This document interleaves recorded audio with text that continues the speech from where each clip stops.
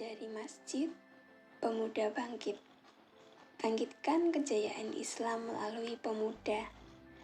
Jangan biarkan masa muda berlalu begitu saja, tanpa karya yang mempesona. Tidak peduli usia kita, siapapun yang punya ide dan gagasan, mereka mempunyai tempat untuk mengabdi di negeri ini. Hari ini kita butuh pemimpin yang memberikan tugas dan kepercayaan kepada negeri kita Indonesia.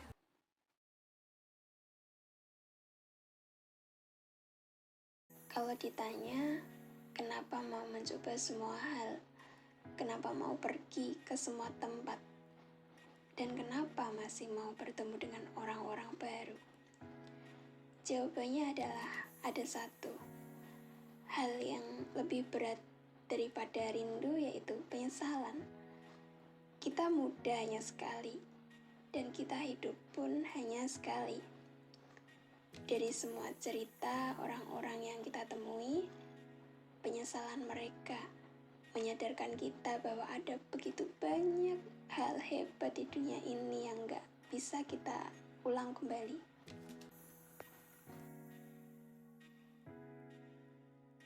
Ambil langkah kecil yang benar. Tak peduli seberapa kecil langkah kita. Terus bergerak dan perhatikan apa yang kita pikirkan. Karena dia akan keluar menjadi ucapan. Perhatikan apa yang kita ucapkan. Karena dia akan menjadi action atau tindakan. Perhatikan keputusan kita.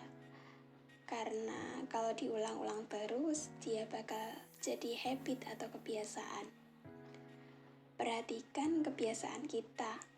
Hal-hal kecil pagi sampai pagi lagi, maka dia akan menjadi karakter. Perhatikan karakter kita, karena dia bakal menjadi realitas sosial.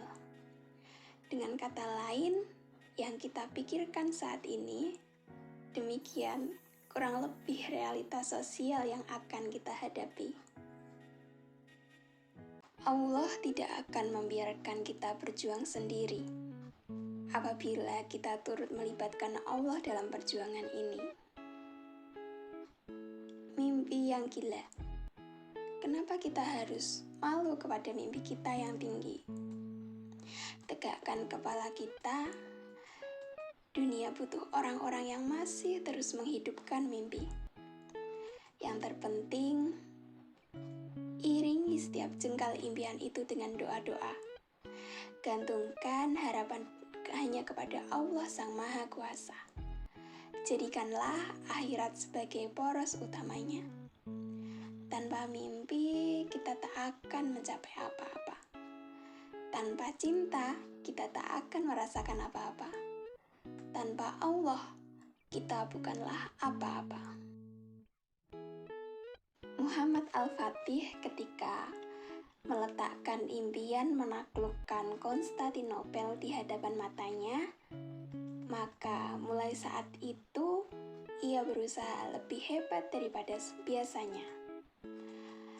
Karena ia tahu, untuk menjadi sebaik-baik pemimpin dan memiliki sebaik-baik pasukan yang diperlukan bukan hanya mimpi, tapi juga keyakinan yang kuat, tekad yang tak pernah rapuh, dan usaha yang tak kenal kata berhenti. Hari ini kita tahu, atas izin Allah, impiannya telah terpenuhi. Menjadi jawaban atas hadis Nabi, Panglima terbaik yang mencatat tinta emas di sepanjang sejarah umat manusia. Kebaikannya terkenang abadi. Semoga Allah merahmati beliau.